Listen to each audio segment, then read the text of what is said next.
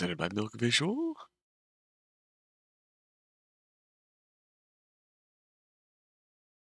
This is Three Lilies and their ghost stories. This was released last year in the it was in the Halloween Stories bundle back in 2023 when it released. It was also submitted to this year's Queer Games bundle. This is by Milk Visual. We've played one game of theirs before. It was an O2A2 game, I believe, from last year. It's called Flotsam Song. Game about the last siren and the last sacrifice to said siren. A surprisingly emotional affair. Here is also going to be an emotional affair. It is precisely what the title says. Three Lilies and their ghost stories. 3 different areas, 3 different decades, 3 different tales. Now, I don't know if this has a frame story of all of our 3 protagonists brought together as ghosts telling their stories, or if it is very simply three and their ghost stories. But alas, we're gonna check these out.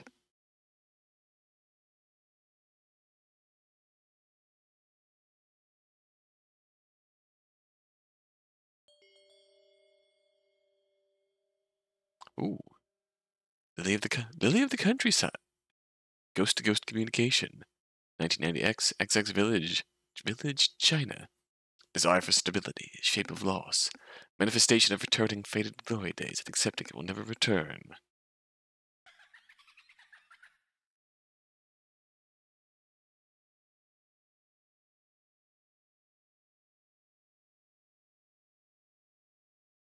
I will tell a story about you.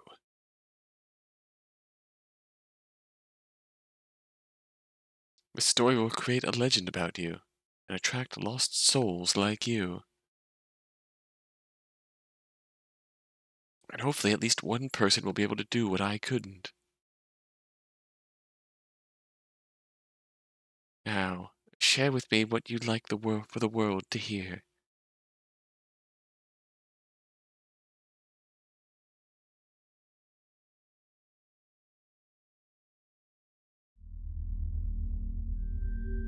There's a fishing village hidden in the middle of the Shengsi Islands that sits in a thick fog. Hilly to the north, hilly to the point of being mountainous and riddled with forest like a hunk of mossy rock in the sea. It stands out as the sort of island most wouldn't expect a fishing village to be on. In order to reach the village, you must take a dangerous hike and stumble upon it by chance. Ooh.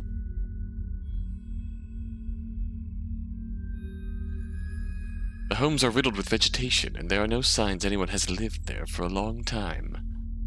Like the ones on other islands surrounding it, these once prosperous villages had lost most of their residents when it was no longer feasible to stay. This strangely placed one was abandoned quite abruptly and completely, and has remained unoccupied. As a consequence of that, there are sometimes opportunistic thieves who come to visit.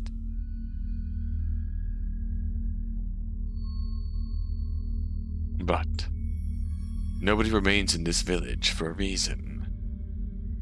One such thief learned this the hard way. One day this thief traversed to the village in the hopes of finding something valuable. They had heard that many other men had found what they were looking for. Instead of finding what they wanted, however,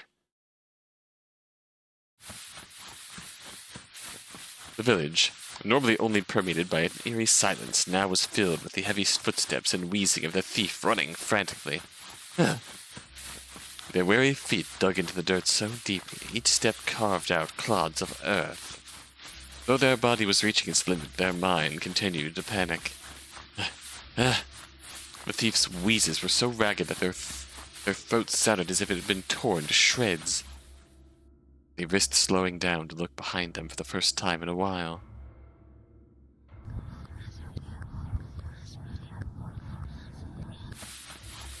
When they saw what was pursuing them again, they whipped their head back and cursed under their breath. Damn it! How? How are you not tired already? The woman tailing them said something unintelligible. Despite their distance, the thief could hear it perfectly. Though they couldn't understand what it was, they pushed themselves to run faster.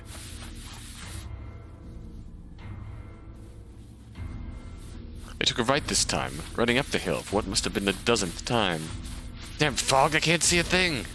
Please, please, just let me the hell out of here this time! Their mad rush through the fog took what seemed like an eternity to them. In the thick of it, they sensed the woman's presence closing in on them. Shit!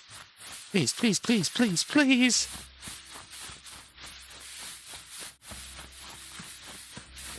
At last the fog began to thin into a mist. Beyond the thief lied a forest. When they spotted the new sight, they broke into a wild grin. The elation gave them one last burst of adrenaline, and with it, they sped up and lost the malevolent presence. I'm saved! Without hesitation, they ran on. Branches and thorns scraped against their skin and clothing, leaving garish marks and tears all over them, but they didn't care. A patch of clear sky could be seen between the trees, growing in size as they came closer. I smell the ocean. It's over! They broke past the last barrier of vegetation, their field of vision flooded with light.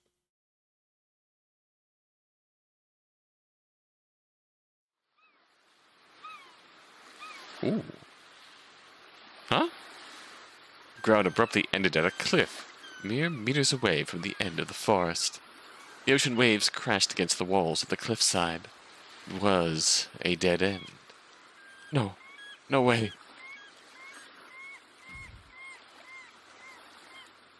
They collapsed onto the ground, right at the very edge.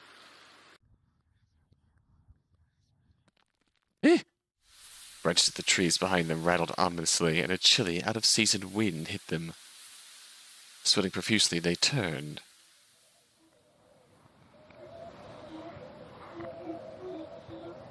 Oh, hello. The woman from before closed in on them slowly. Though her feet, clad in fisherman's boots, touched the ground, no footsteps could be heard. The only sound that came from her was continuous, unintelligible muttering. No, please! A thief's voice cracked as they raised a weak hand up to defend themselves. Look, I'm sorry, I really am. I didn't mean to take it. I thought nobody lived here. It fell out of my pocket. I felt it. So please, just leave me alone. Nothing they said stopped her. The thief began to scoot backwards. As they backed up farther and farther, the cliff's edge began to groan under their weight. Please, please, I don't want to die! Their palms scraped back until it was at the very edge of the cliff. Despite this, the woman did not stop. I don't want to... They suddenly felt themselves sink. Ah!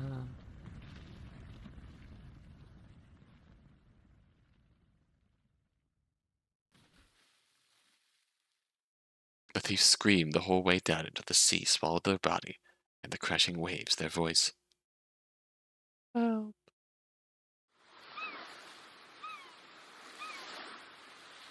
The mysterious woman glared at the space they once occupied, sighed, then turned and disappeared into the forest. Her sad, melancholic sighs sounded just like the wind. Who was she, and why did she occupy that village? What was her story? It wasn't said.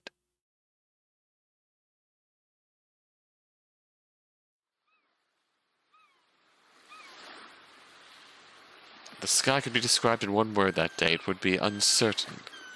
Making out anything was impossible. Everything was obscured with scattered haze. Even the sun, bright as it was, seemed to waver in the air like a fairy light. Underneath that sky lay waters, mostly calm, save for one disruption. A small white passenger ferry from Shanghai sailed along the misty green East China Sea toward the Shengsi Islands. It was a shimmering abnormality, parting the waves unabashedly. This would be one of the few voyages around this part of the chain today. Once, this part of the misty sea was filled to the brim with ships delivering product from lucrative fishing villages. However, those days are now gone here. The only passengers on this lone ferry were a young couple, an elderly man, and a young woman, lost in thought as she stared out the window. And so the ghost continued her lonely days in the abandoned village, free of any nuisances. Or so said X, who heard it from Y, who passed it on to Z, who passed it on to me. Out of all the places I was expecting to pick up an abandoned spot's location, it definitely wasn't the bar. She smiled, excitement flaring in her breast. Not that I'm complaining. The woman, Song Anna, was an ordinary university student with a major she didn't care much for, and a penchant for visiting la-la bars and abandoned places. He purchased a ferry ticket the first thing in the morning today just to find this mysterious village, having heard that voyages to this island would soon be discontinued. Her outfit was her usual excursion getup: a warm jacket, jeans that are easy to move in, and hiking shoes. It was a good thing, she thought upon waking, that she didn't drink too much last night so she could face this day with a clear head.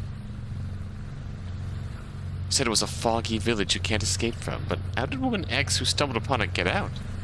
And where did the thief even come into play? There's so many silly holes in this story. There's no way it's actually haunted. Her shoulders drooped. Though if there are actually people living in there still, I'm gonna look really stupid. Oh, so much for thinking I'm in my right mind. Just because I didn't wake up with a hangover.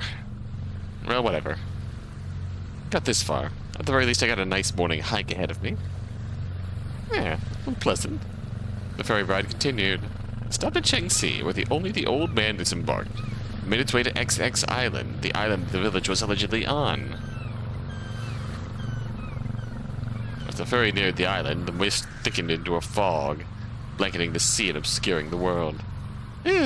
Creepy.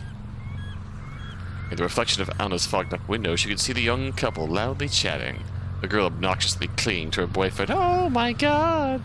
Don't worry, it should be better once we get closer to the landmass. Huh? Really? Really? Land breaks up for sea fog, you know? The more land the fog hits, the quicker it burns off. What's up with that? That sounds like bullshit. Really? Really?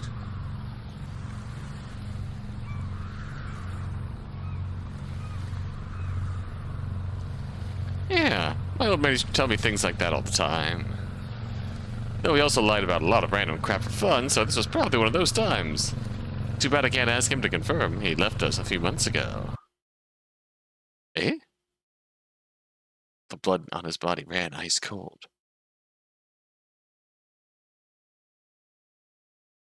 Hey, I don't want to hear about that sort of thing. Are you crazy?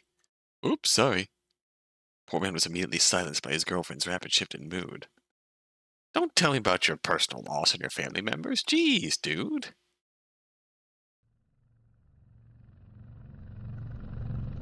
He changed the topic and Anna tuned out. Anna continued watching them from the reflection, her head now resting against the glass in exhaustion. Her gaze began to drift somewhere beyond the reflection, past the glass and fog. A floaty sensation built up in her fingertips, spreading to her arms, making her feel as if she was separating in two. She hadn't even realized that the ferry was beginning to come to a slow until the speakers began to crackle. Coming up to our next stop, XX Island. Passengers who are disembarking here, please prepare to leave. Staying on longer than your ticket allows is not permitted. The husband snapped Anna out of it like a rubber band, hitting her palm and stinging it. She smashed back together into a single person. They actually stop here? I guess some people still need to visit. The ferry docked. Anna stood from her seat and zipped up her jacket. As she passed by the couple, she could hear them muttering, but she didn't care.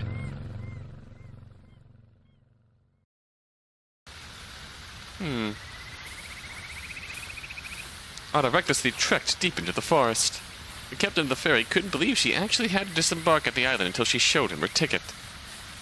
There was no civilization whatsoever at the incredibly short pier she stepped onto. Said pier immediately led to a 1-meter-long dirt path in an enclave, notably undisturbed by human activity as well. As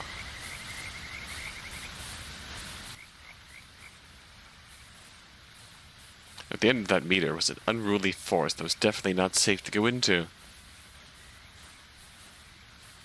That's Gam built different. She hopped over logs and pushed past Flora, sporadically bothering to take note of landmarks.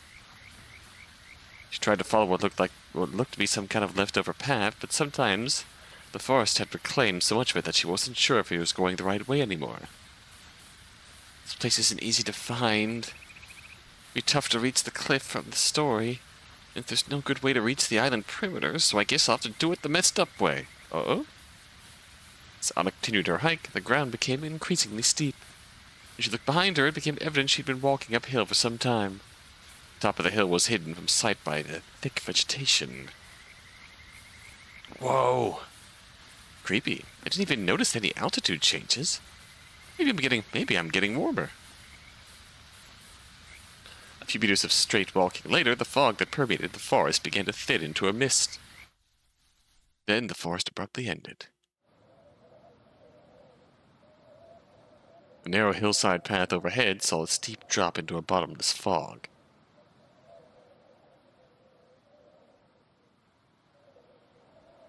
Anna looked along the path to find its end, but could only see the point where it took a sharp left and disappeared. Maybe this is it? She stepped out onto the path. It was narrower than it looked. Just bringing her foot 50-some centimeters closer to the edge caused a stone to dislodge itself from the mud and roll down into the fog below. I can't give up here. Clinging to the wall, Anna began inching forward, dragging her feet along step by step. Suddenly a pang of lightheadedness hit her. Anna pressed her body closer to the hillside. Exhaustion blanketed her. She tried to say something in her exasperation, but discovered she was running short of breath. Come, altitude sickness is hitting me all at once now. Maybe if I stand here for a little bit, I'll adjust and I can keep going. With this in mind, she came to a full stop, continuing to press her body against the hillside until she no longer could. Morning chill seemed colder than it did before. Anna shivered, using one hand to pull her jacket collar closer to her face. The rocky wall she clung to became colder to the touch as well. The longer she stood there, the damper it felt. Is my mind playing tricks on me? I think I'm just sweating. No matter how long she waited, the malaise wouldn't leave her. Maybe I should go back into the forest and sit for a while. Anna began edging back to where she came from. As soon as she reached her hand out to grab a hold. Whoa! World tilted. Oh shit. It's only when she was already falling that Anna realized that she'd gotten too dizzy to function. Her back hit the hillside. As a curve, she continued to tumble down. Oh boy, she saw the misty sky. She saw the foggy world below her, no bottom in sight. She rolled once more, and her vision was filled with the misty sky again. She shut her eyes after a few cycles of this. And this rolling felt like it had been going for hours. To Anna, it was as if time had slowed to a crawl. Is this it? I guess I can't blame anyone other than myself. The painful sensation assaulting her body blurred together. Before she passed out from fear, Anna felt her body finally become enveloped in the thick fog at the bottom.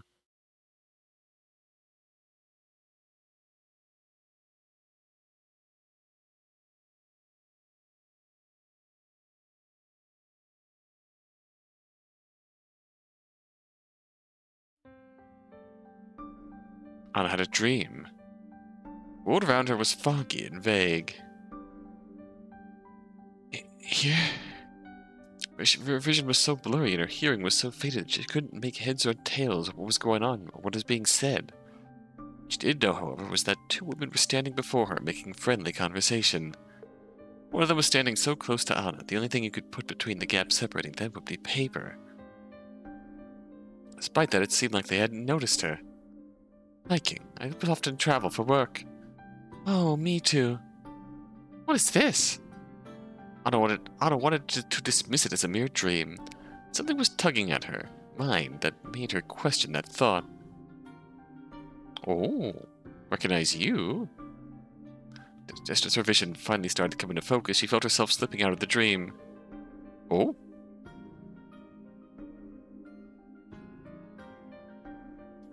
Last thing she saw was the woman right in front of her looking back.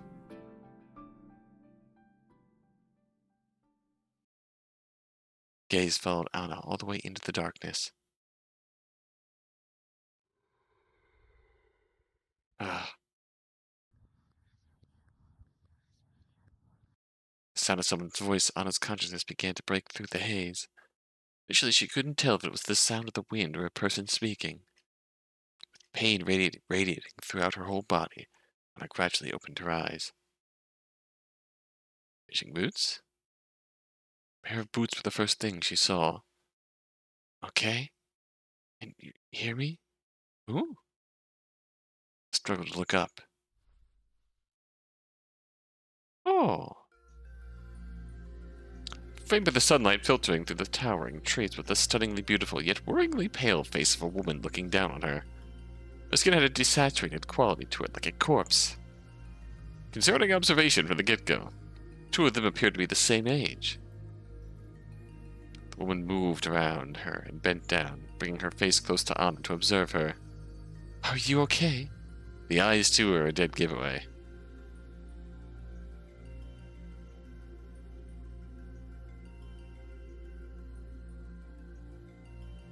Ah!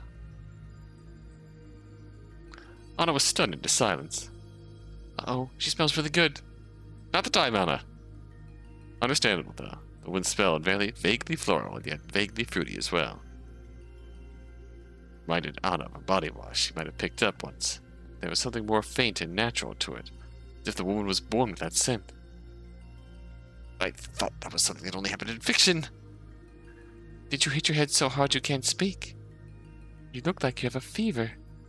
Ah, no, no! Ow! Anna moved too quickly in her flustered state, causing pain to shoot through her body whenever she put too much pressure on certain spots. You shouldn't move too much. You're injured. Here. The woman gently lifted Anna's torso up and held her in her arms. Whoa! Whoa! Is this a little better than the hard ground? Yeah, much better, miss. Ma'am, Anna's face burned so much it hurt. This is going way too fast for me to process correctly.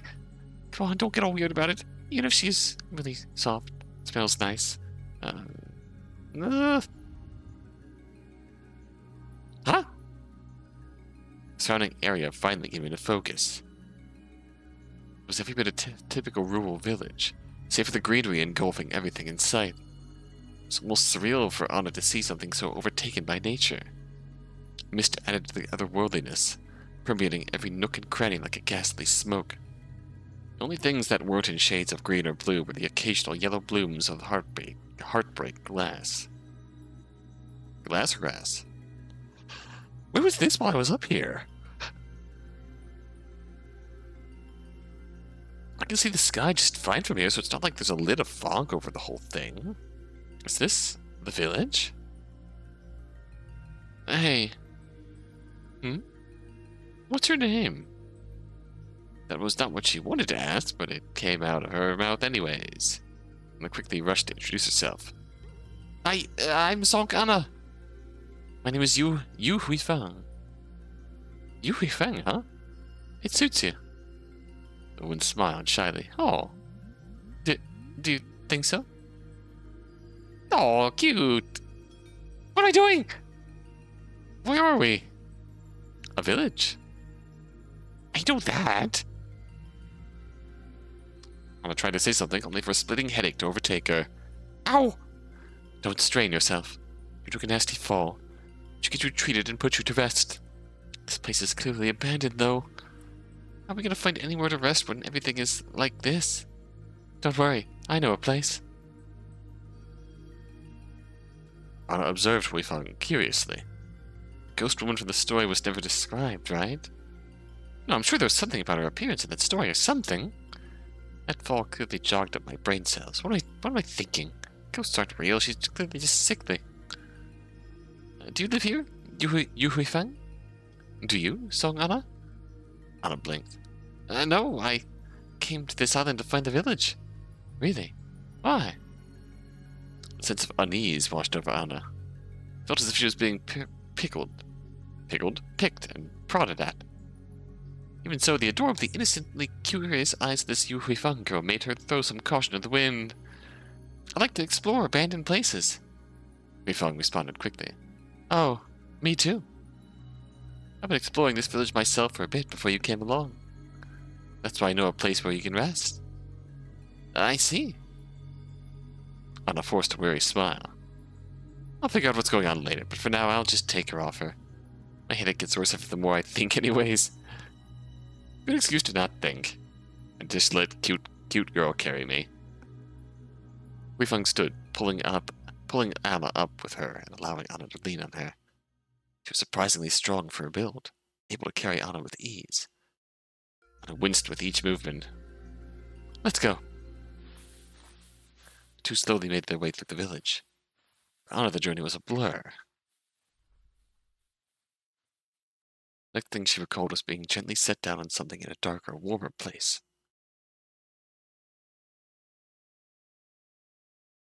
Anna shut her eyes. She was in too much pain to sleep, but the lack of light was helping her regain her wits. Gradually, her headache faded out. House? When Anna sluggishly opened her eyes again, Hui-fang was nowhere to be seen. She took stock of her surroundings to reorient herself. She was laying on a wooden bench in a predictably abandoned home. Everything was weathered and in disrepair, and the room she was in smelled faintly musty. Various personal effects were strewn about, left to rot by their previous owners. Anna's eyes traveled until she spotted a pair of boots. They were still fairly intact compared to everything else. So someone had been taking good care of them. Those boots looked familiar. Before Anna could think about it any more, the faint scent of smoke reached her nose. Huh? Anna set up in alarm.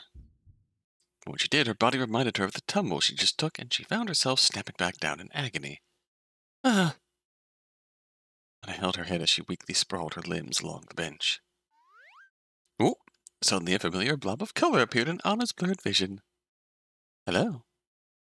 No, whoa! Anna nearly fell off the bench in shock.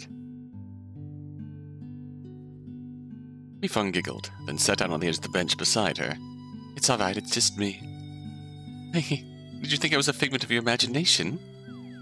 Anna shrunk. A little. Anna blinked until her vision came back into focus. When she looked down at the floor, there was a chipped bowl filled with a steaming congee on an overturned box nearby. There's rice and running water here? Hui-fang gestured outside. I found a perfectly intact supply of rice in what used to be someone's storage, and a water pump that still worked. It wasn't easy, but I managed to collect enough crop residue to start a fire in the stove here, too. That bowl's the best I could find. Made sure to clean it out well. She's so proud! Hui-fang beamed with pride. Wow! Anna set up to the best of her ability. She fanned the bowl, then cautiously tested the bowl's temperature with her finger before picking it up. You've got some impressive survival skills, huh? It was more luck than anything else, really. Without a spoon, Anna decided to tip the bowl to slurp the congee. Hui-fang watched on in silence. The intensity of Hui-fang's gaze both bothered and embarrassed Anna, and so she quickly tried to start a conversation. Do you think the TV over there works? I'm not sure. There's no running electricity at the moment. No, right. That's too bad. You seem to be doing a little better. Ow! Right on cue. Just as Anna was about to agree, another wave of pain overtook her. She pressed her palm against her forehead. I guess not. A low groan left her lips as she loosely held onto the bowl, threatening to spill it. Hui-fang quickly reached over to right the bowl and helped keep all the congee in the ceramic. Despite touching such a hot bowl, Hui-fang seemed unfazed. As soon as I'm finished, we should get out of here. Why? Well, if this concussion is serious enough, I'll need to go to the hospital. I see. I understand. But maybe you should rest some more before you go. just to be on the safe side. You? You don't want to leave? Hui Feng shook her head gently. No, not yet. Then in that case, I think I'll wait until you're ready to leave. Honestly, I don't know if I'll be able to walk around alone like this, so I'd like to have someone nearby to help. I see. I'm sorry, I just wanted to explore a bit longer. Despite her words, Hui Feng did not seem very apologetic. In fact, she was beaming quite brightly, unperturbed. Anna shoved down her unease and returned to her kanji. She anticipated nothing but blandness, but to her surprise, she was met with a slight tang. When she closely observed the porridge, she spotted the occasional yellow flake dotting the white. Did you put something in here? Yes. It's saffron. Oh, wow. You found a spice like saffron out here? Yes. How mysterious. They must have made a lot of money here to get something like this. Anna looked closer. That's weird. I mean, I've never eaten saffron before, but isn't it a little different? Hee, a little different. Yeah. Like, it's a little more orange. Stuff in here is more on the yellow side. That. Sharp pain exploded in Anna's temple, radiating to the rest of her head and squeezing the bridge of her nose. Anna? Damn it, why now? I think I need to sleep, maybe. Anna immediately abandoned the kanji and set it back on the box. Her eyes slowly began to close as she laid down, sleep finally taking her. Anything Hui Feng said became faint and far away except for one thing. Good night.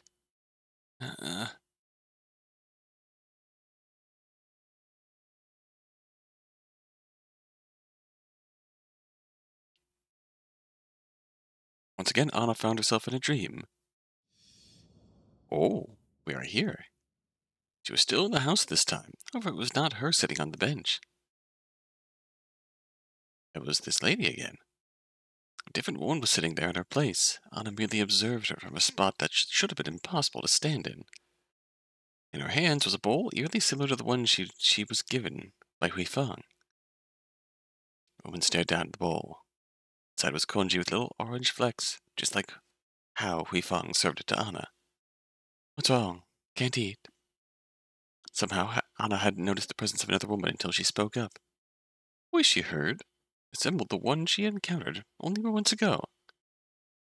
Eyes traveled to see who it was, however, the woman was obfuscated by shadow.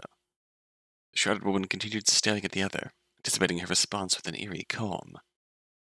After another moment, the woman put down the bowl. I don't mean to offend you. Don't get me wrong. There's just something about this kanji that's not right to me. The shrouded figure's playful smile disappeared. And that is? The woman's gaze pierced through the shrouded ones. How's it that you've made congee from rice that's become so moldy it's pitch black? Huh? I've been to the storehouses. All of it is... As hearing suddenly cut out at that moment.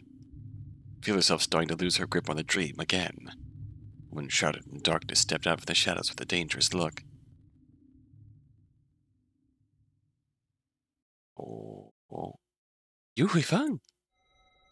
Anna's shout went unheard. Is this the woman A from the rumors? As everything faded away, the woman looked back at Anna again, and Hui Feng didn't seem to take notice. She could feel her gaze. Anna couldn't tell what she looked like through the blur and all. Who is this?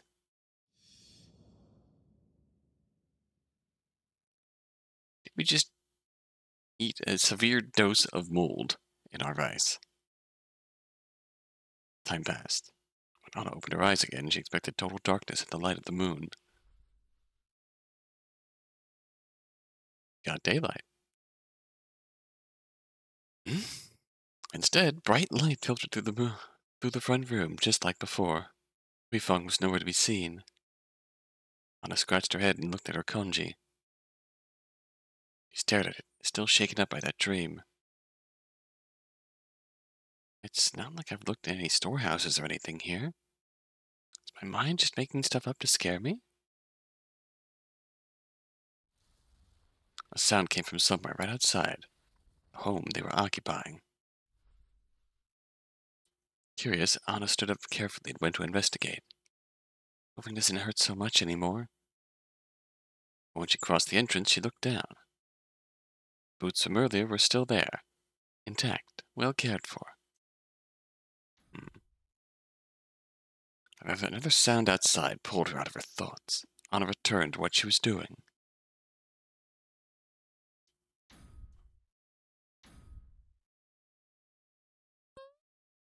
Wonk. When she followed the sound, she found Huifeng fiddling with the generator. Hey. Oh, Song Anna, hello. What are you doing out here? I'm trying to get this generator to work. Since you were talking about the television and all, I'm sure the dish still works. We just have to get the TV working again. This village was abandoned in a very modern era. With that, Huifeng returned to what she was doing previously. Her hands desperately groped around to find something that would open, slamming against the metal. Bonk. When her fingernails dug into a groove on the generator and tried to pry it open, Anna heard that sound from before. Have you been trying to find out how to work it this entire time? Yes. She's so cute! Anna puffed out her chest with over-exaggerated confidence. Here, I know how to work one of these things. Can you help me pull this away from the home? It's a little too close. Okay. Anna got on one end of the generator while Huifeng got on the other. On 3. 1, 2, 3. The two pushed. To Anna's surprise, the push got the generator farther than she expected. All her overconfidence from earlier evaporated and became one with the mist. Huifeng simply kept on smiling cheerfully. She's so strong! They continued to shove it back as far as they could until it was a safe distance away. And there. Anna let out a wheeze and bent over to catch her breath. Doing this was a mistake. All her aches and pains had been renewed. Huifeng, on the other hand, didn't seem fazed at all. She looked at Anna and giggled. Why'd I try to look cool? Next we need gasoline.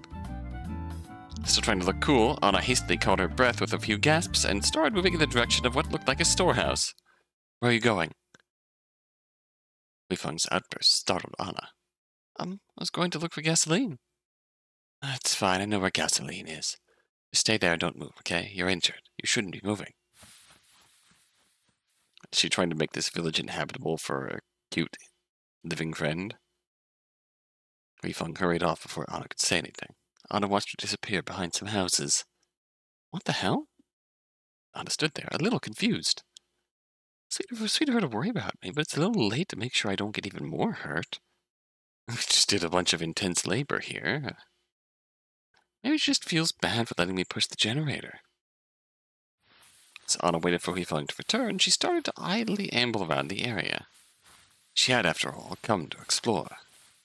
Anna decided to make her way toward another cluster of houses.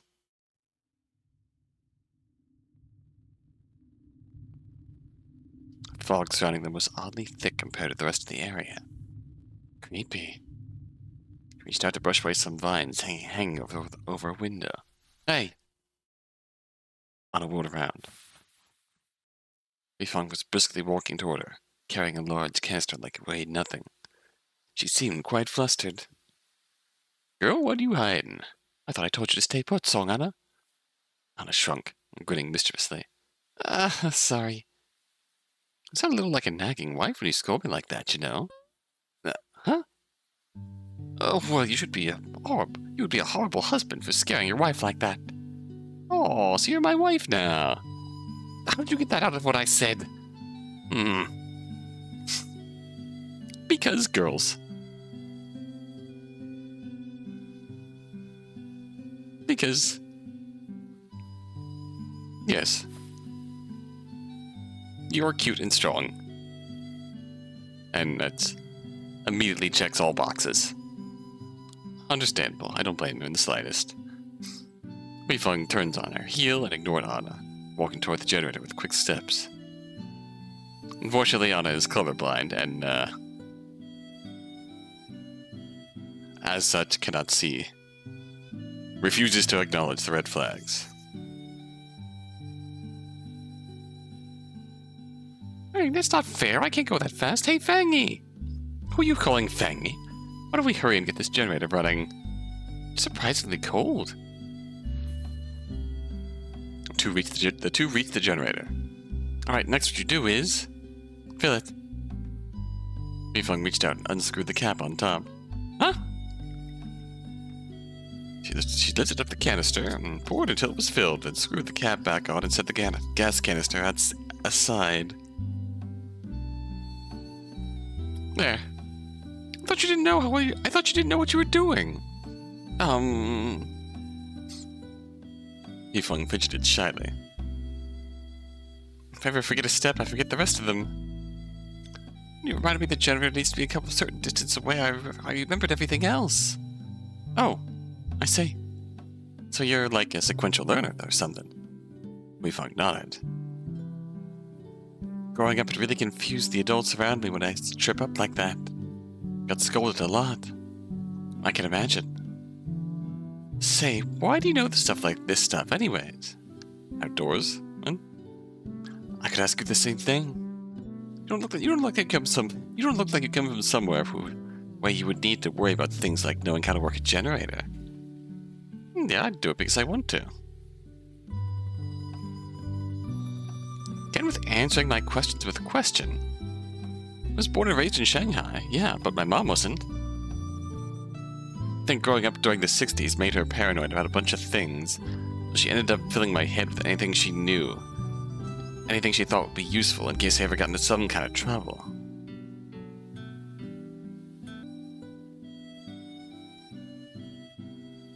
Oh, I see. Now it's your turn. Huh? Where'd you learn how to work a generator? Mifeng fidgeted again. Had Anna blinked, she would have missed it. I grew up in a rural village, so... Well... No, actually... Actually? Never mind, I'm being silly. Come on, let's get that TV going. After some fiddling, the two managed to get the generator to sputter to life and returned inside. Anna reached out and wiped off that little dust was on the CRT screen. That generator wasn't in great shape, so there's a chance this TV will have trouble too. Well, nothing else to do but check. Without hesitation, Mifeng turned on the TV. Nothing happened. Well, we tried. A strange sound resembling a vacuum suddenly blared from the TV. Whoa! Wow! Wow! Anna quickly shut it off, one ear covered. A strange little white dot appeared in the center of the screen before it disappeared along with the noise. The humidity destroyed this poor thing. Oh, that's too bad.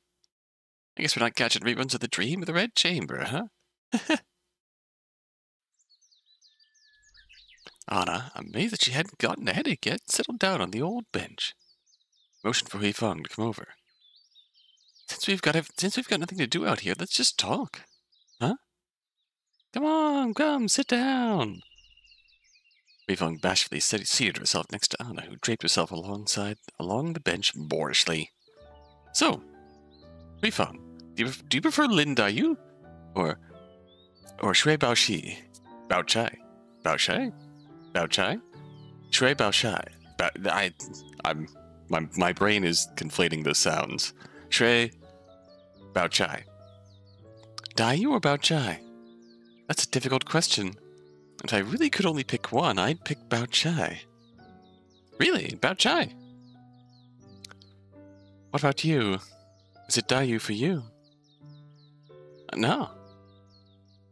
No? Anna grinned. I like Jifeng the best.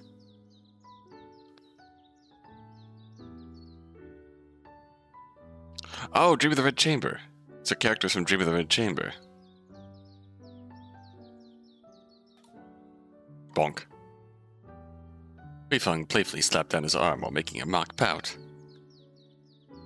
Hey, isn't that cheating? You're supposed to pick one or the other, but you just went with the third option. Haha, I don't remember giving that question rules. You really are the type of person who would pick Bao Chai, huh? That passionate response of yours is pretty Daiyui. Is that why you couldn't decide? Weifeng huffed. Things are getting spicy in the Dream of the Red Chamber fandom. Never mind that. Why is she Feng? She's cool. Good enough excuse. And Deng Jie is hot. Is she cool even when she causes deaths? I forgive her. Yeah, my opinion hasn't changed. Exactly.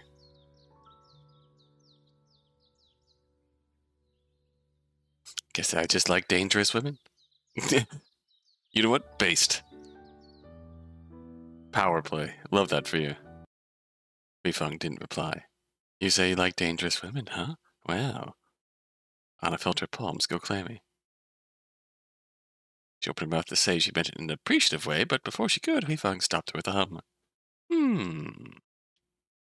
As for me, I think I like reckless women better. Yeah, reckless women. Reckless women with wide grins. Huh? Like me? Anna's voice cracked. Weifeng leaned in a bit closer. I wasn't unwelcome at all, but the suddenness of it all really did get Anna extremely flustered. Feng Yi? Weifeng looked up at Anna through her eyelashes. Never mind. Oh shit, she's so close. What am I supposed to do when you look at me like that, now that I've got such a good look at her, she seriously beats all those girls I hooked up with at the bar by a long shot. Is something wrong, Annie? No, oh no. Weifeng spoke up like she was clueless about what she was doing. Anna cracked a nervous smile. Nothing's wrong at all. Oh, Weifeng leaned in even closer. Anna's heart beat quickly like the fluttering wings of a hummingbird. She could no longer fake a smile. Little remained of her composure was blown away. Weifeng's beautiful face was as red as Anna's own, her breath hot. Don't you want to play house for a little bit? A cold finger reached up and traced itself along the width of Anna's neck, making her shudder. Weifeng's nail lightly, pleasantly scratched her skin. I can be the wife, and you can be the husband. Anna sighed. That moment Anna felt a piercing pain in her head again. Oh, danger zone. So blindsided by the pain that she wasn't able to hide it at all. Her hand flew up to press against her forehead again. Oh! You're not all right after all. At all, are you? Shit, I hope she's not upset. I don't like that this keeps happening. I need to get out of here and get checked out. Sorry. At least I stayed awake longer this time. Here, I'll let you rest again. Weifeng got up to allow Anna to stretch her entire body along the bench. Why don't I get you something to drink? Give me a minute. Weifeng left the house in a rush. Yeah, she's eager to hide certain parts of this village from Anna. But yet at the same time seems to be eager to make this into a place where Anna is willing to stay. Anna watched her disappear, the darkness gradually taking her. Wait, not again! Her consciousness did not obey her. Another dream? Another memory? For once, Anna did not dream. Oh, that's concerning. Rested motionless and peaceful.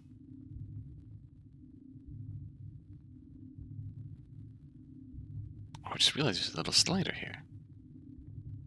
Edges of her consciousness, however, told her this was not true.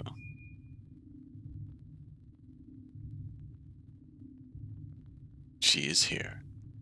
Something was lurking in her sleep, dancing around at its edges and trying to call out to her. Made a single plea. Please, help her.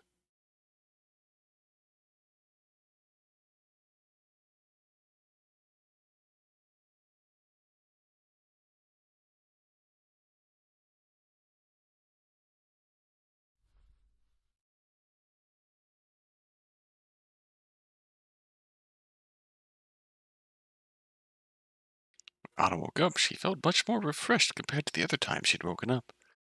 This, however, did not calm her. I wonder if I just feel like this because I'm dead now.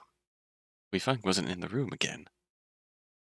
Anna tried to get up to go looking for her. Oh! She moved in a specific way. Pain shot through her and sent her back down. It's like 1,000 hot needles pierced into a nerve, running through the whole length of her body all at once. Ah, shit. I'm alive. I must be alive, right? Anna? Weifeng popped her head in. In her hand was a little chipped teacup filled with water. Did I not dream because I actually wasn't asleep for very long? Weifeng set down the teacup in front of Anna where the congee once was. Anna took it almost immediately. However, before she could move it toward her lips, she recalled the dream about the congee. She looked down at the water apprehensively. When light refracted off the liquid, Anna swore she could see hints of some kind of rainbow shimmer floating on top. Shit. That doesn't look good. I just should drink this, right? Maybe the water's contaminated? Though she thought this, a piece of Anna's heart told her that's not the real reason she was concerned. Anna tried to subtly keep it in her lap as if she was just waiting to drink, but Weifeng wouldn't stop looking at her expectantly. You should really have something to drink. You haven't had anything ever since that fall, right? Yeah. I'm nothing like that chick with a dream. I can't just bring myself to do something that rude. Jifeng really would have a field day with me if I crossed her, huh? I don't think I'd be swallowing this gold, though. Anna brought it up to her lips. She used the cover the tilt cup provided to make it appear that if she was taking a drink, tightly pursing her lips. What little dribbled out her lip hit her lip and dropped down her chin harmlessly, and she subtly wiped it off before bringing her hand back down. Anna looked at Weifeng as if to ask if that was good. Ah. Weifeng, seemingly none the wiser, smiled and seated herself right next to Anna. Anna took it as an opportunity to quickly set the cup back down on the overturned box and try to start up a conversation to distract Weifeng. The water pump you found still works? Despite her paranoia, Anna still couldn't help but find Weifeng adorable with the way she scooted up next to her conspicuously. I am stupid. Screenshot that. Yes, why wouldn't it work? It hasn't been that long since I last used it. Oh, for the congee. Oh, yeah. Uh-huh. Right. Weifeng snuggled up even closer. Getting really close there. Ah! So, where do you come from, Fangy? Weifeng hesitated in her strange way once again. I'm from a nearby island. Then she quickly added, one with people still on it. Ah, yes. And you? It was evident to Anna at this point that Weifeng was trying to keep her out. Direct questions about who she was simply wouldn't work. Fine then, I'll squeeze it out of you while you're not paying attention. I'm from Shanghai, born and raised. I still live there even now. Right now I'm attending university. University? You still go to school? You don't have a job yet? No. Then why are you here? Shouldn't you be studying? Though Weifeng was scolding Anna, her tone was light and her expression pleasant. Oh, you know. Sometimes you just need a little fresh air to figure things out. Is that so? So you ferried all the way to an unfamiliar island from Shanghai for a little fresh air. Sometimes you need a little fresh air in a wildly different place. I don't believe you. How are you going to graduate with that kind of attitude, huh? Anna looked away sheepishly. Well, it's not like I'm not going to graduate. Why's that? It's really not that hard. Classes and tests are more like running errands for anything else to me. The actually memorable things are all the things you do when class is over. Weifeng seemed more and more confused as Anna went on. Then why go at all? It's optional, isn't it? That university thing. Not if you want a good job. In this time period, perhaps. It's not as necessary as it used to be. But or maybe there's just that generation that got gaslit into thinking that you In order to get a quote-unquote worthwhile job, you needed to go to college for 4 years and get a bachelor's degree.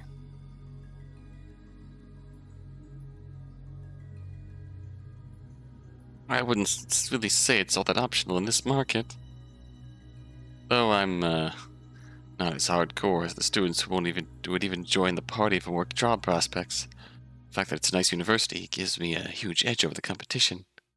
You know? Oh, I see. Didn't know things were that hard for city girls. One thing that's actually hard is the entrance exam, though. Well, it's fine. It's cute that she's pretty clueless. Almost like she never really has left this island, the island she lives on, not even to check out others. You must really like Shanghai to spend so much of your life there. You even pick up one of its universities to attend. Some people just never satisfied with where they live. I wouldn't really say I'm satisfied.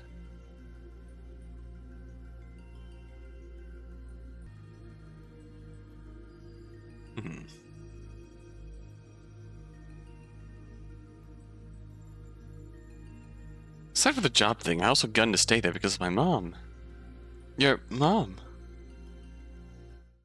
My knees settled itself deep in thin Anna again, constricting her chest painfully. Oh, did she lose her mom? She felt something tugging at her soul, threatening to take it from her body again. Spitting out words felt like trying to throw up glue. That's why she reacted so strongly to the talk of a dead dad at the start of the game.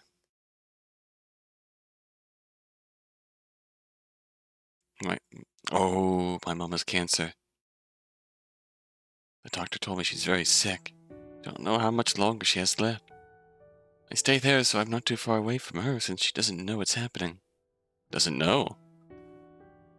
I explore abandoned places so that I don't have to think about it or even worry about any other people. I can just be alone. I can play make-believe in a remnant of the humanity. Huifeng's eyes inspected Anna's face curiously before she said anything more, like she was searching for the words. My mother is sick too. She's always had a weak constitution. Apparently she had me even though it wasn't a good idea. She had to take a lot of different medicines after I was born. She still took some of them throughout my childhood and had a special diet too. Yeah? Without either of them realizing it, Huifeng had at some point rested her head on Anna's shoulder. Oh. The two sat in silence for a moment. It's scary, isn't it? You know someday that something important will be taken away from you. You push it to the back of your mind so you don't have to think about it. Wonder if the people in this village ever thought that there would be a day they'd have to leave. I don't think they did. At least I never did. My own village, I mean. Totally not this one. So yours is losing its population too? Huifeng nodded. Her eyes were a bit misty as she stared at some far-off place Anna didn't know. It was talk about market demand being so high and the lack of access to things like good education. What was changing so fast around us that we didn't have time to really say goodbye? Doesn't help that our village is a little hard to reach. It's an inconvenient place. It's frustrating. Huifeng clutched the fabric of her jeans tightly. Anna wished to ask them an important question, one that could have turned the tranquility of the scene on its head. But she sat there with Huifeng's relaxing presence near her. Exhaustion slowly began to set in, and she couldn't find the energy to ask it. Her eyelids became heavier and heavier. This time, her exhaustion haven't come with any pain. Instead, it was the kind she'd expect to experience after having a long, tiring day. Huifeng left Anna's side to allow her to rest and gently pulled a blanket over her. Good night. Please, let's make this the last time. Who are you, Huifeng? Entered a familiar dark slumber.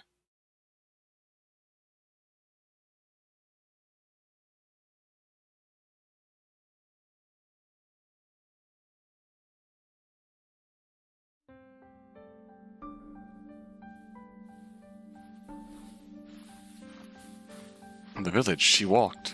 Her heavy feet trotted through vegetation and dirt paths. There's nothing scary, confusing, or different about this place. To Anna, as she was now, it felt so familiar, so safe. She saw a person, then another, and another.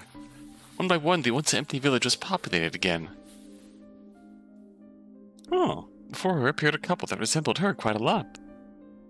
Wait, that wasn't right. This couple did not look like her at all. It looked like someone else. Anna's brain, however, registered that someone as herself.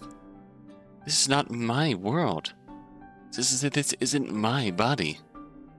Ah, Anna looked down at her hands and saw skin that was more healthy and alive, dressed in white sleeves. Her boots were blue and made of rubber, just like the boots worn by that man. An identical pair. This is... Fang Fang! Fang Fang! Against her will, Anna smiled and spoke. Mama? Papa? Anna understood. Instead of continuing to think about it, she simply let go and followed the flow, observing the events that passed by. Standing before Huifang's parents caused the memory to flash through her mind.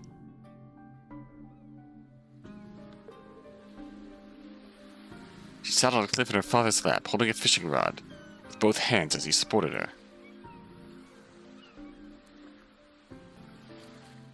She sat on a cliff in her father's lap, holding a fishing rod with both hands as he supported her. Her hands were so much smaller than they were before, and so was her voice. Papa, why'd you take me here? Well, for one, I'd like you to grasp the basics of fishing and preparing fish. It's a good skill. As long as you've got a rod and you're near a place with fish, you'll never go hungry. And this is the place where I always fish, at when I need peace and quiet. I want this to be a special place for you, too, Fang Fang. Anywhere especially if it's with Mama and Papa. Huifang's father smiled broadly. So that's where you two were. Don't bring her so close to the cliff. What if she were to fall? Let's teach her by your pond. Oops, looks like we're in trouble. The world shifted again.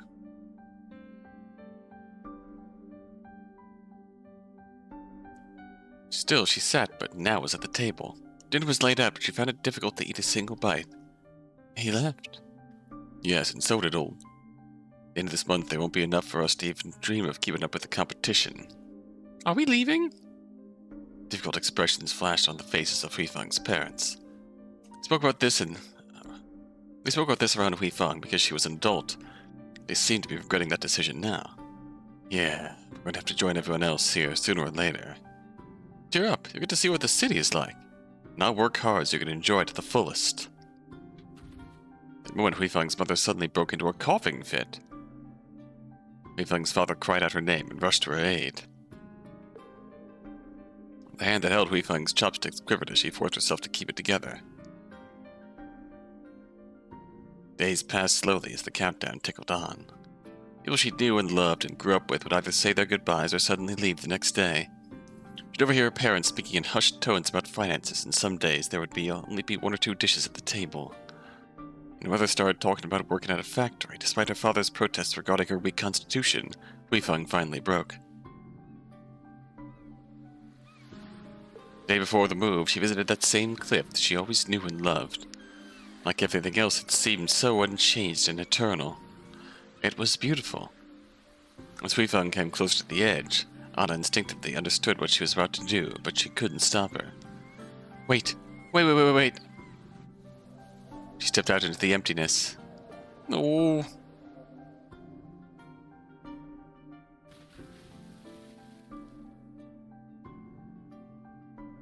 Last sensation she experienced was the chill of the ocean, and then suddenly the world came into focus again. A world without her. A village without her.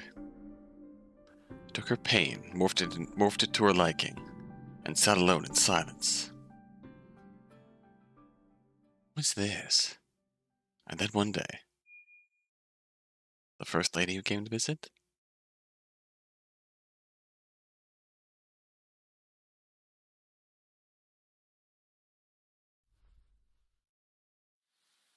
Anna woke up abruptly. Huifang was nowhere to be seen. Like before, Huifang's disappearance felt unnatural, but Anna couldn't pinpoint why. Sweat covered her entire body. Despite the cold, she unzipped her jacket a little for some relief. What the... It was still daytime. Anna got up and poked her head out the window, looking upwards. The sky was the same as it ever was. No way. No way, it's still daytime. Anna now understood, more than ever, that all the real dreams she'd been having were real things that happened. I wasn't sure how she'd been experiencing memories that weren't her own. She supposed it had something to do with the strange nature of this place. Her brain finally kicked into gear again after its long daydream. She waited for a moment. Hui-Fang did not come. She couldn't even be heard. Something told Anna that she couldn't come right now, even if she wanted to. Now's a good time to get out of here. With the protests for her body, she left the house.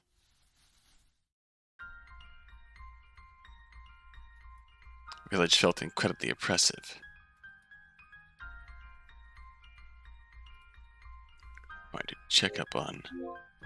One moment. The village felt incredibly oppressive. Everything just appeared to be the same no matter where she turned. The hills surrounding it seemed to conceal any distant landmarks, giving the impression of castle walls. This doesn't make sense. This used to be a fisherman's village, and there should be an accessible place that lets them net a lot of fish.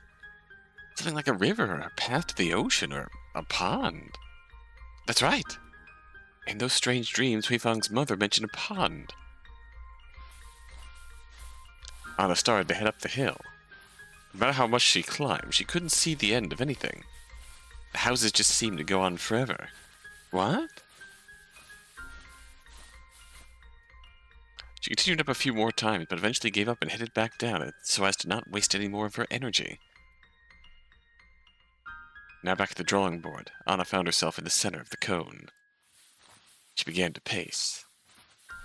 This place is undoubtedly supernatural in nature. I don't think I'm in the afterlife. If I were, why would she try to poison me twice? Suddenly, Anna stopped. She's been trying to control a lot of the things about this situation. You seemed scared when I suddenly wandered off and stopped me from going out on my own. She must know that if I'm left alone without supervision, I'll figure something out. With that in mind, Anna shuddered. Why would someone so hot be so scary at the same time? I guess that just makes her sexier. Priorities, Anna. Focus, escape.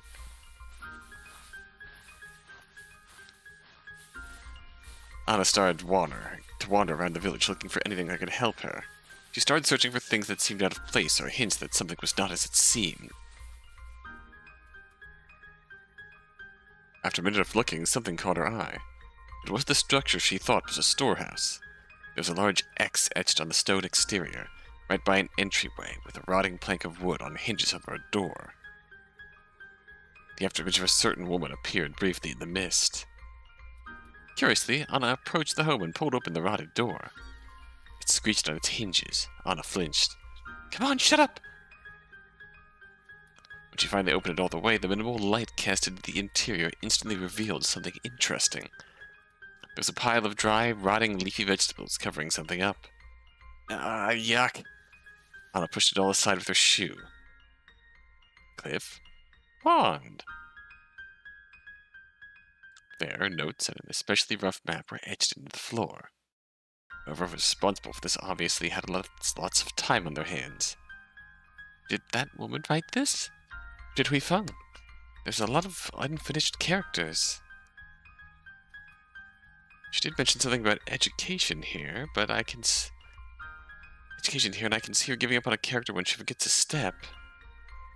Is she trying to understand her own situation? Her fingertips ran along the words. Fog hides the gaps, and the cone isn't real. I don't understand. To cliff map, to pond map. Or else there is more. As far as Anna was concerned, the map was completely illegible. Despite that, Anna understood the gist quite well. The fog hides the gaps. In retrospect, there were places in the village that had heavier fog than the rest of it. Like when Hui-Fang stopped Anna, she was heading right toward an area where it was denser.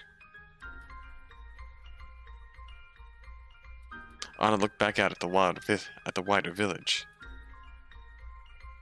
Sure enough, it was almost like one half of the cone was more concealed than the other. She walked toward that dense fog with purpose. It became incredibly thick, incredibly fast. It was nearly impossible to make heads or tails of where she was going. Suddenly, her foot sunk into water, and so did the other. Aha! Anna picked up the pace, dashing through, and surely kicking up plenty of water in the process. We found something. The fog cleared up. Before Anna was a familiar forest, her legs ankle-deep in a small river that led to a pond. Visible between slivers in the trees was none other than the pier the ferry docks at. Ah. Leaf swelled in Anna's belly as she started to move forward. Then a strange feeling tugged at her. Turned around to look back at the fog. Oh. The faint image of a familiar woman once again appeared, flickering in and out of existence. Don't run, help her. What? She did not respond. She didn't even turn back around to look at Anna. She continued facing the way back to the village without moving. What are you trying to say to me? The relief Anna felt started to scrunch up into a ball, getting smaller and smaller until it became nothingness.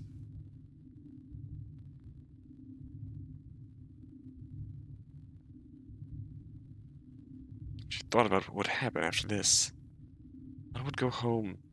She would face the world uncomfortably, all alone. Only her childish explorations, university acquaintances, the arms of random women from bars would be her comforts from the reality that was her dying mother. She would have to live with the knowledge that she left some poor ghost girl, all alone on an island.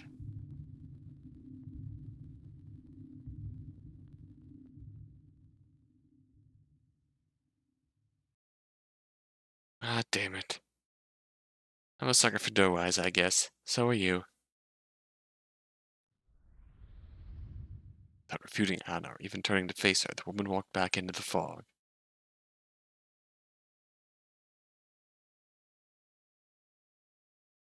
After a moment's pause and a deep breath, Anna followed.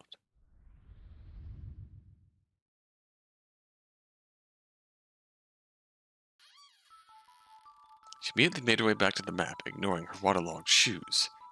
When she actually found her way to the pond, Weifang's maps became easier to understand. What was labeled as the pond map was straightforward. Simply continue forward and down in a straight line toward a large patch of fog and you'll find it eventually. The cliff map was much more squiggly, with an arrow pointing up. So I'll just have to follow fog as it comes while going up, I guess. Anna looked at the woman. I'm right, aren't I? The woman said nothing.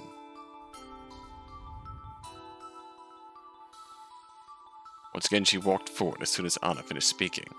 If Weifang was actively trying to poison Anna, it must explicitly be out of loneliness, right? And the sheer fact that I'm dead, I'm bound to this, like, memory construct of the village I lived in my whole life. And you who have wandered in here, I only want to kill you so I can bind you to this place too and not be alone in my eternity. Fair. She headed up the hill. Anna followed immediately after. As soon as a patch of fog appeared, the two delved into it. Every time they passed through the fog surrounding their path would become denser and denser. Soon, Anna's vision was completely white. She had to pray she wouldn't trip and fall again. There was no way she'd survive the same accident twice. As she walked, the scene changed. Oh! Weifang stood at the edge of the cliff, tears streaming down her face, the mysterious woman before her. Though the woman continued to walk forward, Weifang didn't come any closer. It was as if she was walking in place. What's this? You liar! You liar! You liar, you awful woman! I'm sorry, but I won't let you suffer alone. How? You're about to make it so right now! I will tell a story about you. Huh?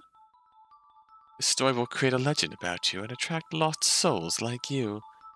And hopefully, at least one person will be able to do what I couldn't. Now, share with me what you'd like for the world to hear. Aha, our narrator. You idiot. I'll tell you what I want the world to hear. But all about how a thief made off with my heart. And how I wish I could have punished her. The scene disappeared like smoke.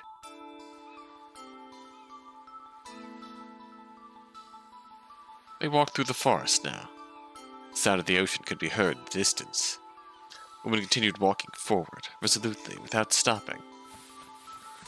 Anna didn't hesitate. Rather, she broke into a run. Noom. She left the vegetation and tree roots and skipped through small rivers, crawled over the little hills, and hoisted herself up when needed. It hurts. It hurts like hell. My whole body's on fire. I obviously haven't recovered. There's probably nothing compared to what she's been through. Wind led her, even now, walking forward, remaining a steady presence. Light at the end could be seen. Anna reached for it without hesitation and soared out of the forest.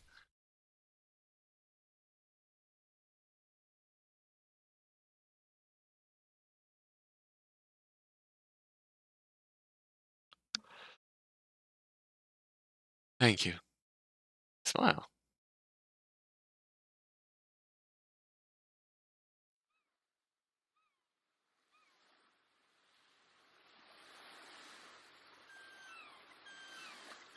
Oh. The edge of the cliff was you who we found.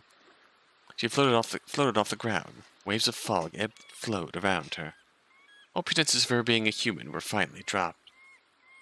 Sure enough, when Anna looked closely, she could see the same kind of fisherman's boots she saw in the abandoned home on Huifeng's feet. Father must have left his own pair behind. He would have had no use for them anymore. Huifeng swayed her head back and forth, as if listening to a song as she stared at the ocean. Anna took a cautious step forward. The air suddenly changed a little. Little scraps of paper fluttered down from a tree and danced around in Anna's vision. What the? That woman was crafty. She fooled me until it was too late to get rid of everything she'd put on the island. Huifeng spoke without looking at Anna. It seems the intense bloodlust I emitted as I was going to split open your head with a hoe tripped some kind of spell. When it comes to deception, she outclasses me by a long shot, but with her walking around and pretending to be an ordinary person from this era.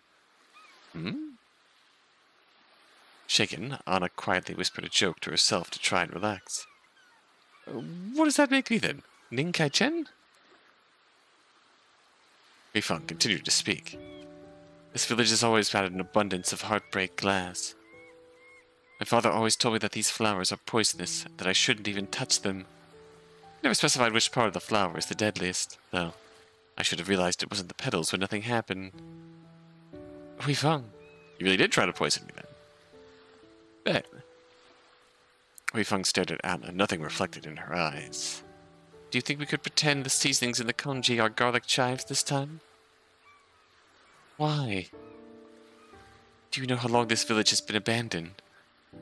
For years. They all left right around the time other people started abandoning these islands. My family is gone. My neighbors are gone. All that's left is me.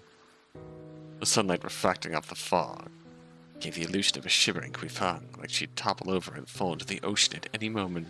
She was far, far too familiar with the edge of the cliff. Anna took another cautious step forward. When I heard we were going to move, I was devastated. So many things were already changing too quickly for me to comprehend.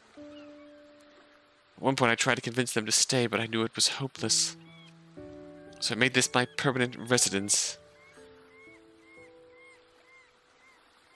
The only way I knew how.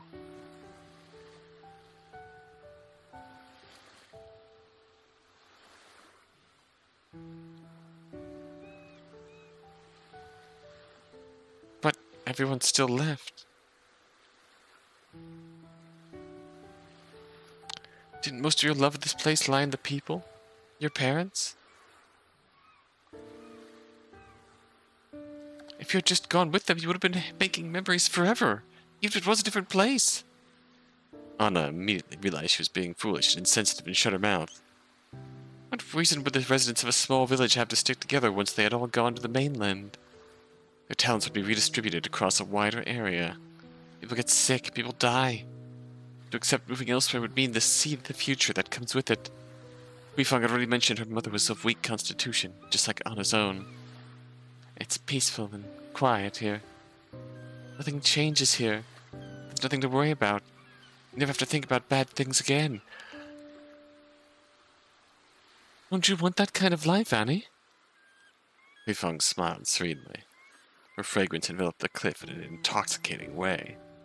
A little part of Anna wanted so desperately to run over to Weifang and embrace her, tilt forward and fall into the ocean waves, never to be heard from again. But slowly, Anna shook her head. Weifang's face fell. Why? Why? I still want to live. There are lots of things I want to do, so why would I let myself die here? I'm afraid. I'm scared of the day my mom won't respond when I call out to her anymore. But that's a day I'll have to accept. Will come. Weifang collapsed onto the ground and sobbed. Tears soaked into the dirt as she took fistfuls of grass into her hands. If you had just died from that fall, this would have been so much easier. You're going to leave me too, aren't you? Just like my family and that woman. She said that she couldn't stay, but maybe if she lured people here with a story, there'd surely be someone as bad off as me. I thought it would be you, but it wasn't. She tore out the clumps she'd gripped, smearing them along the ground. No mud stuck to her hands, no stains formed on her clothes. All the while, Weifang wailed. She wailed and wailed as if she was the only one there, pushing out 3 years' worth of tears and grief. Anna walked over. She continued until she was right in front of Weifang, then bent down and called out to get the other woman's attention. You, Weifang? Huh?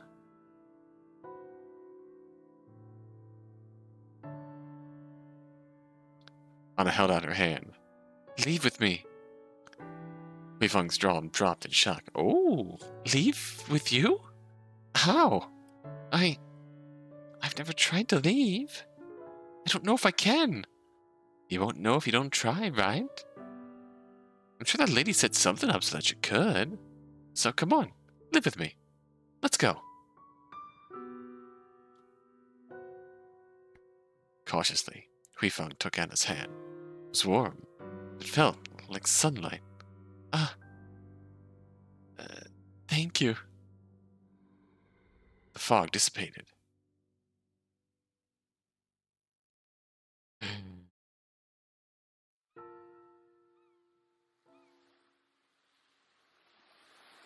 Anna and Weifang left the cliff behind and set off into a changing world.